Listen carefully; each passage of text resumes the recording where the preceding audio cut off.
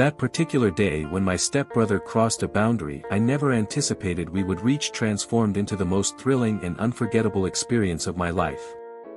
Even now, every detail remains vividly imprinted in my memory as if it occurred just yesterday.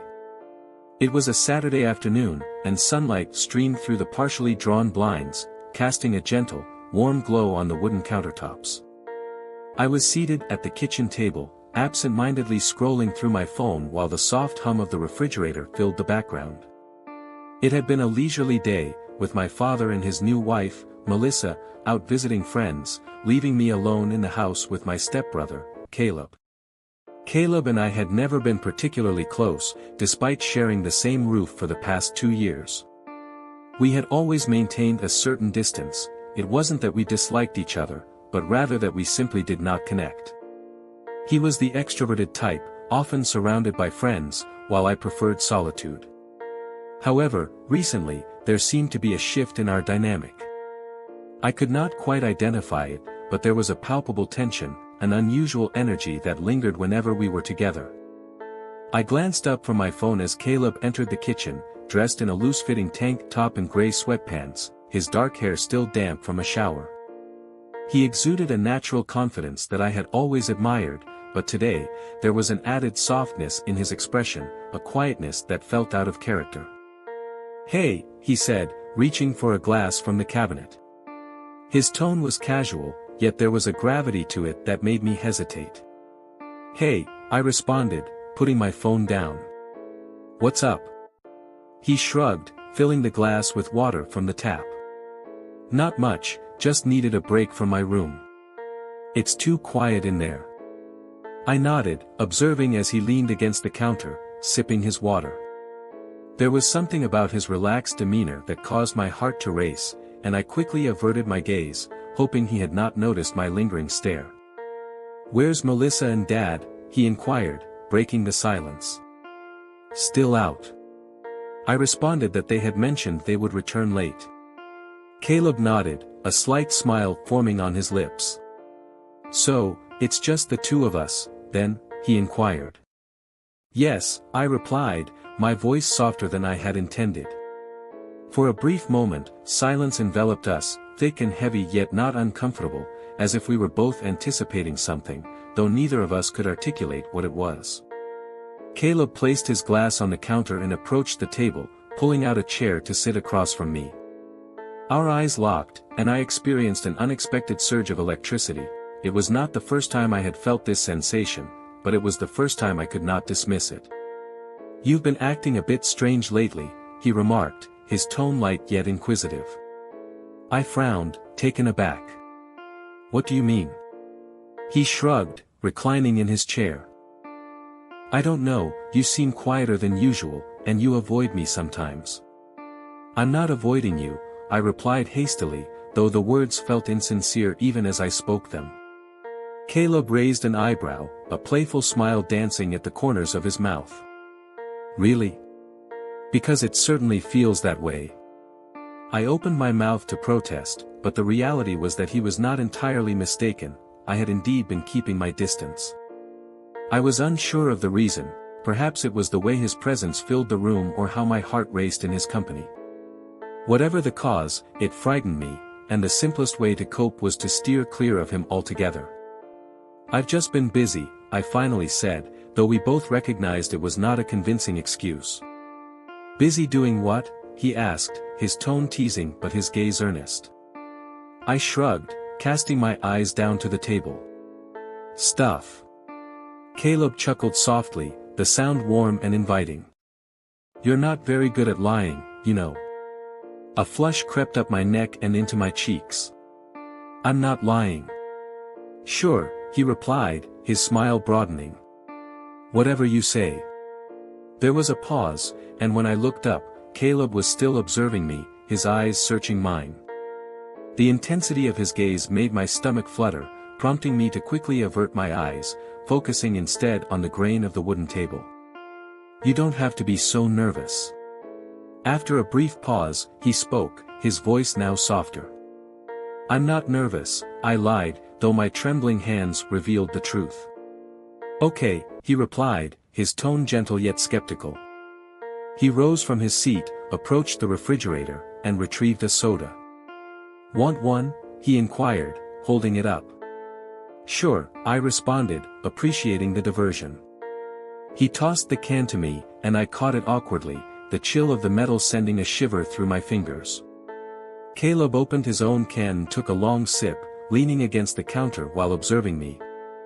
I could feel his gaze, and it required all my strength not to fidget under it. Then he set his can down and asked, "What's really going on?" His tone and expression suggested he was aware of something I was not. I hesitated, uncertain of how to respond.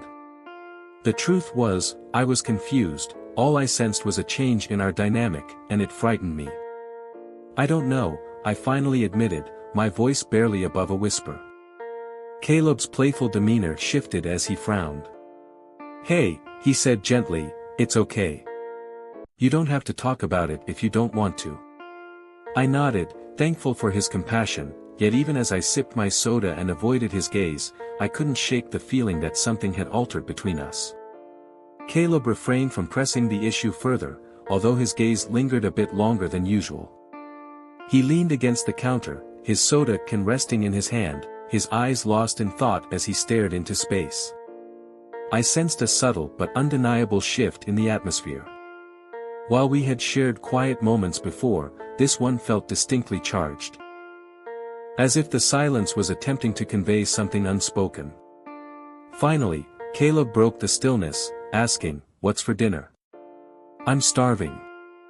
I laughed, relieved by the change in topic. "I don't know, Melissa left some things in the fridge. We could make something together," he suggested, raising an eyebrow playfully. There was an underlying tension, something unexpressed that caused my chest to constrict. "Sure," I replied, rising and making my way to the refrigerator. I opened the door and glanced inside, searching the shelves for ideas. "We have chicken and some vegetables, perhaps we can prepare a stir-fry." Caleb nodded, placing his soda on the counter. "Sounds good to me."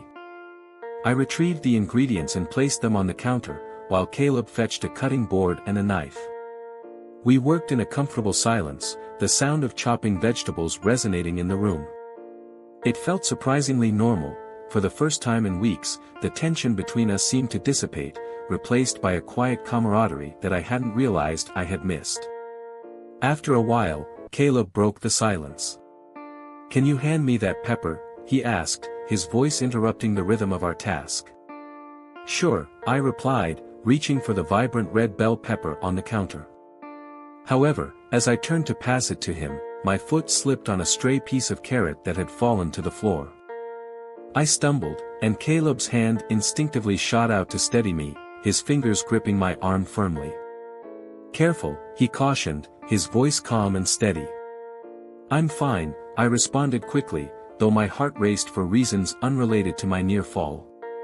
His hand lingered on my arm a moment longer than necessary before he released it, and I felt the absence of his touch like a physical ache.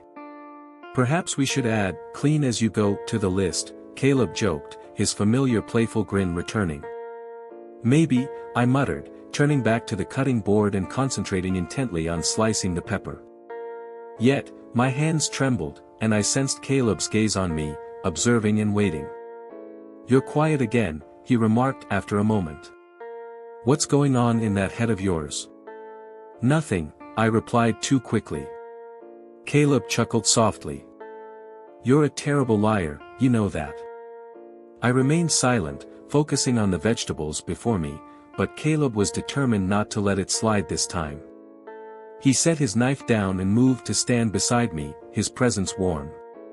An overwhelming sense of anticipation filled the air. I could feel it, and I sensed he did too. "Hey," he said softly, his voice barely above a whisper. "Look at me." I hesitated, my grip on the knife tightening, but ultimately, I set it down and turned to face him, our eyes locking. There was a depth in his gaze, something serious and probing that caused my breath to hitch. "You don't have to keep everything bottled up," he said, his tone gentle yet firm. "You can talk to me." I swallowed hard, my thoughts racing. I yearned to share my feelings. To articulate the confusing whirlwind of emotions that had been building within me for weeks. But how could I? How could I convey something I did not fully comprehend myself? It's nothing, I replied again, though my voice faltered on the last word. Caleb frowned, his brows furrowing in concern. It doesn't seem like nothing, he countered. It's just. I don't know, I admitted, my voice barely a whisper. Things feel different lately between us. Caleb did not respond immediately.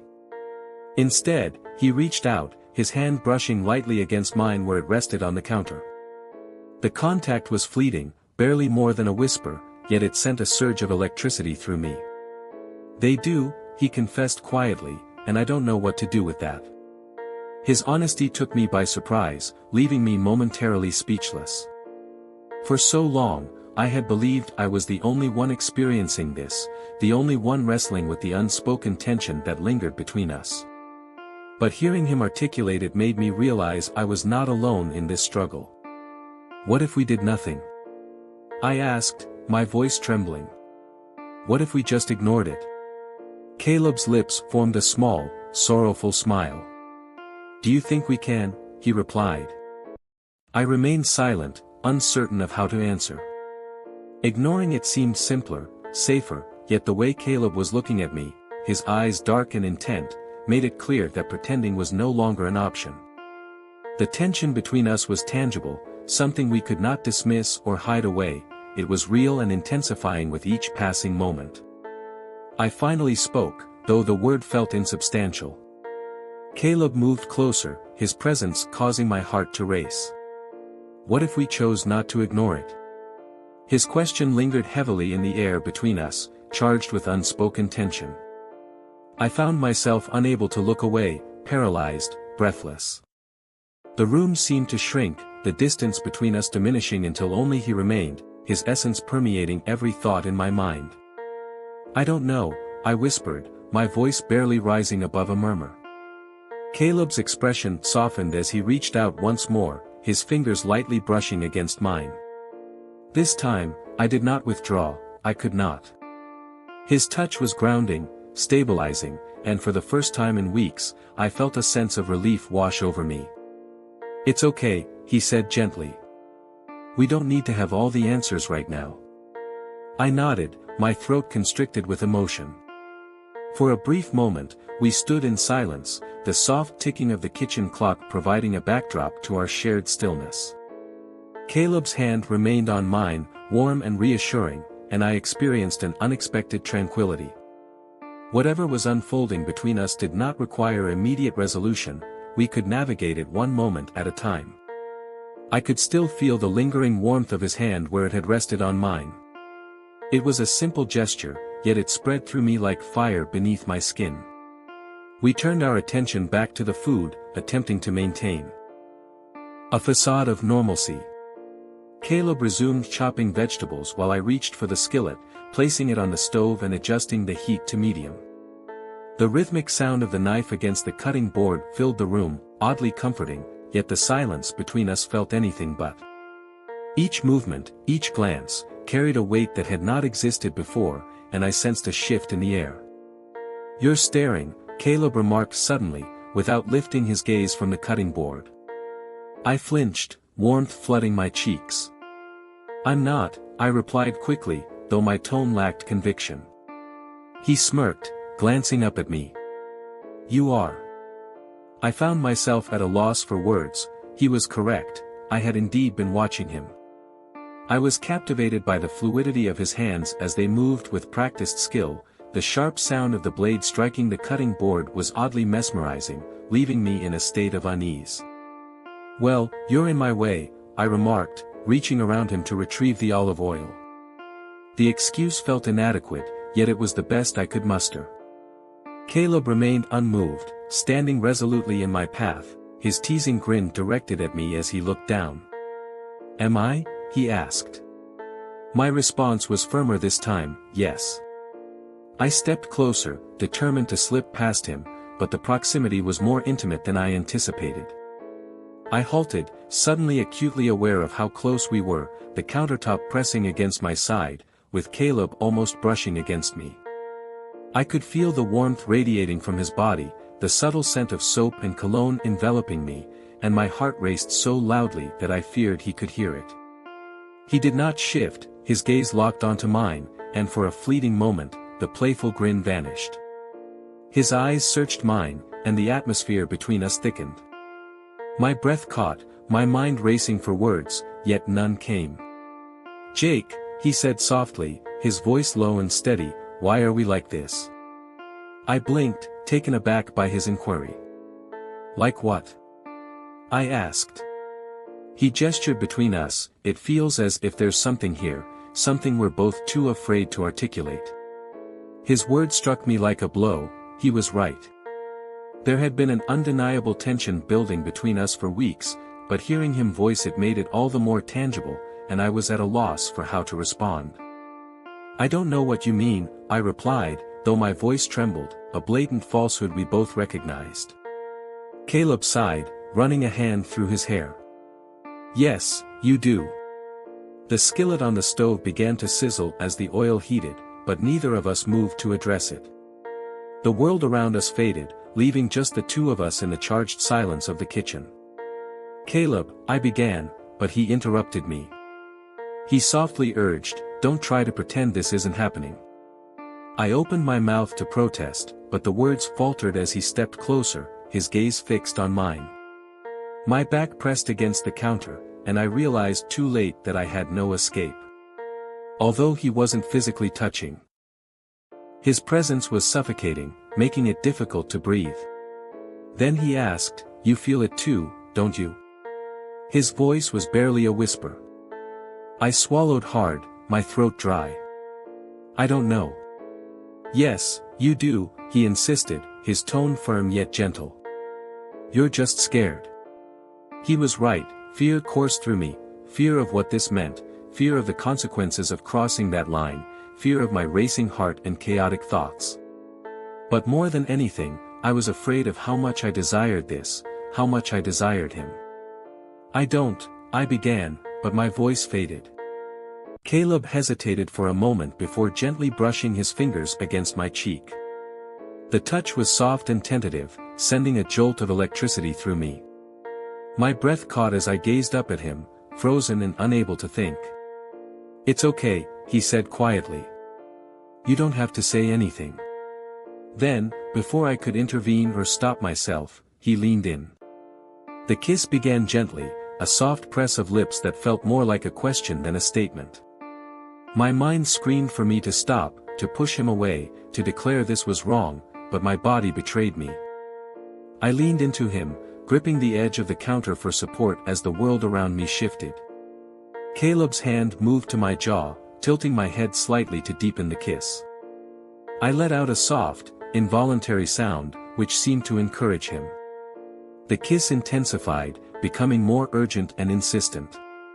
His other hand found my hip, pulling me closer, and I felt my resolve disintegrate. It was chaotic and overwhelming, a whirlwind of emotions and sensations that left me breathless. I was lost, unsure of what I was doing or how to process the intensity of it all. I was indifferent to everything else, all that mattered was him. The warmth of his touch, the pressure of his lips, and the way he ignited a fire within me consumed my thoughts. When we finally separated, both of us were breathing heavily, our foreheads resting against one another as we attempted to regain our composure. My hands clutched the counter, knuckles turning white, and I felt as though I might collapse if I released my grip. "What are we doing?" I whispered, my voice trembling, unaware that this was merely the beginning. Caleb smiled, his thumb gently caressing my cheek. "I don't know," he confessed, "but it feels right." His words enveloped me in warmth, and for the first time, the tension in my chest began to dissipate. Perhaps he was correct. Perhaps this was not something we needed to resolve immediately. Perhaps it was sufficient to simply experience the moment. Yet, as I gazed into his eyes, a persistent voice in my mind reminded me that this was not straightforward, that we could not disregard or pretend this did not matter. We had crossed a threshold, and there was no turning back, leaving me uncertain of what that entailed. Caleb's hand remained on my cheek, his gentle touch anchoring me as I struggled to comprehend the whirlwind of emotions within me. My heart raced, my thoughts spiraled. But for the first time, I did not wish to flee from it. I did not want to escape from him. "You're overthinking," Caleb said softly, his voice drawing me back to the present. A faint smile played on his lips as his hand moved from my cheek to rest on the counter beside me. "Stop thinking." "I can't help it," I murmured, my voice barely above a whisper. "This is insane." He chuckled, a warm sound that sent a shiver down my spine. "Maybe it is, but does it feel wrong?" I hesitated, my gaze falling to the space between us. The truth was, it did not feel wrong. It should have, but it didn't. Being this close to him, feeling his warmth and touch, was terrifying, exhilarating, and overwhelming, but not wrong. "I don't know," I admitted, my voice trembling. "I don't know how to." Caleb nodded, his expression softening. "That's all right," he said gently. "You don't have to figure it out right now." His words acted as a balm to the anxiety that was clawing at my chest, and I found myself leaning into his touch as his hand moved to my waist. It was a small gesture, subtle yet grounding, making me feel as though I wasn't completely losing control. "We should stop," I said, though the words felt empty even as I uttered them. Caleb tilted his head, his eyes searching mine. "Do you want me to stop?" I opened my mouth to say yes, to assert that this was wrong and that we couldn't continue down this path, but the words failed to materialize. Instead, I shook my head, my breath hitching as his hand tightened slightly on my waist. "That's what I thought," he murmured, his voice low and almost teasing. The moment hung between us, fragile and electric, as if the entire world had narrowed down to this one room and this one decision. My mind screamed at me to walk away, to create distance before it was too late, but my body refused to comply. I was rooted in place, drawn to him like a moth to a flame. He leaned in again, his lips brushing against mine in a kiss that was softer this time, slower, as if he were giving me a chance to pull away. I didn't. Instead, I kissed him back, my hands moving to his shoulders as I surrendered to the magnetic pull between us. The kiss deepened, and I felt his hands slide to my lower back, pulling me closer until there was no space left between us. My head was spinning, my thoughts a chaotic jumble, but I didn't care, all that mattered was him and the way he made me feel. When we finally broke apart, both of us were breathing heavily, our foreheads pressed together as we clung to each other like lifelines. I could feel the rapid beat of his heart against my chest, mirroring my own, grounding me in a way I hadn't anticipated. "This is crazy," I whispered, my voice barely audible. Caleb laughed softly, the sound vibrating against me. "Yeah," he agreed, "but I don't care." I looked up at him, searching. Caleb nodded, his expression softening. "That's all right," he said gently. "You don't have to figure it out right now." His words acted as a balm to the anxiety that was clawing at my chest, and I found myself leaning into his touch as his hand moved to my waist. It was a small gesture, subtle yet grounding, making me feel as though I wasn't completely losing control. "We should stop," I said, though the words felt empty even as I uttered them. Caleb tilted his head, his eyes searching mine. "Do you want me to stop?" I opened my mouth to say yes, to assert that this was wrong and that we couldn't continue down this path, but the words failed to materialize. Instead, I shook my head, my breath hitching as his hand tightened slightly on my waist. "That's what I thought," he murmured, his voice low and almost teasing. The moment hung between us, fragile and electric, as if the entire world had narrowed down to this one room and this one decision. My mind screamed at me to walk away, to create distance before it was too late, but my body refused to comply. I was rooted in place, drawn to him like a moth to a flame. He leaned in again, his lips brushing against mine in a kiss that was softer this time, slower, as if he were giving me a chance to pull away. I didn't. Instead, I kissed him back, my hands moving to his shoulders as I surrendered to the magnetic pull between us. The kiss deepened, and I felt his hands slide to my lower back, pulling me closer until there was no space left between us. My head was spinning, my thoughts a chaotic jumble, but I didn't care, all that mattered was him and the way he made me feel. When we finally broke apart, both of us were breathing heavily, our foreheads pressed together as we clung to each other like lifelines. I could feel the rapid beat of his heart against my chest, mirroring my own, grounding me in a way I hadn't anticipated. "This is crazy," I whispered, my voice barely audible. Caleb laughed softly, the sound vibrating against me. "Yeah," he agreed, "but I don't care." I looked up at him, searching.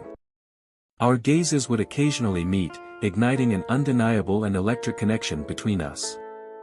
Once the meal was prepared, we sat together at the table, sharing a comfortable silence that felt heavy with the weight of our unspoken past. Yet, for once, I found no need to disrupt the quiet with conversation. Caleb's mere presence was sufficient. After we finished our meal, Caleb reclined in his chair, his eyes fixed on me. "Are you all right?" he inquired, his tone gentle and sincere. I nodded, offering him a faint smile. "Yes, I believe so." His eyes searched mine, and for a fleeting moment, I anticipated he might say more. Instead, he returned a knowing smile that stirred something deep within me before he stood to clear the table. Without needing to articulate it, I understood his intentions. He moved closer, and the experience was exhilarating.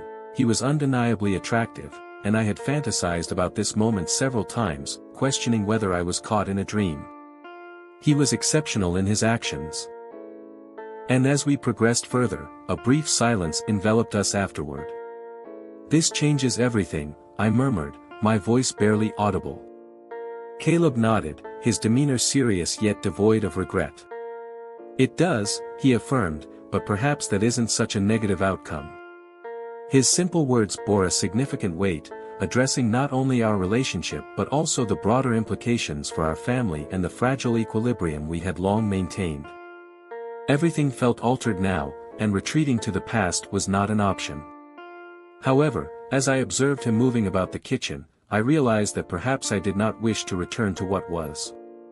A peculiar sense of tranquility washed over me, while circumstances were far from perfect, messy, complicated, and daunting. I sensed that we might actually be all right. The following morning, sunlight poured through the windows, enveloping the kitchen in a warm, golden hue. I sat at the table, cradling a mug of coffee, the warmth radiating into my hands as I sought to center myself in the moment. The events of the previous night continued to occupy my thoughts, a tumult of emotions and sensations that felt both surreal and undeniably tangible. Caleb entered the room, his hair tousled from sleep, dressed in a worn t-shirt and sweatpants. He appeared just as disheveled as I felt, yet when our eyes met, a slow smile emerged on his face. It was a simple gesture, but it sent a wave of warmth through me, alleviating some of the tension in my chest. "Good morning," he greeted, his voice low and gravelly. "Good morning," I replied, my voice softer than I had intended. He retrieved a mug from the cabinet and poured himself a cup of coffee before taking a seat across from me. For a brief moment, we sat in silence, the atmosphere between us comfortable yet charged. The air felt different now, heavier with the weight of unspoken thoughts, yet lighter in a way I could not fully articulate. It was as if an invisible barrier had been dismantled, and while that was daunting, it also felt liberating. Caleb broke the silence. "How are you feeling?" I hesitated, searching for the appropriate words. "I don't know," I confessed. "It still feels strange." He nodded, his gaze unwavering. "Yeah, I understand that."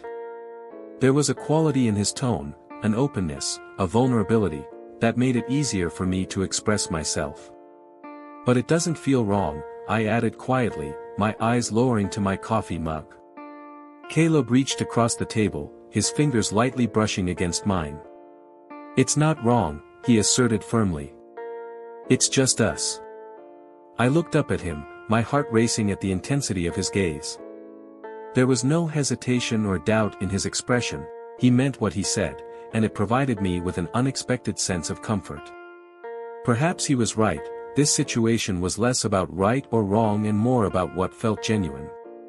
We should probably figure out what this means.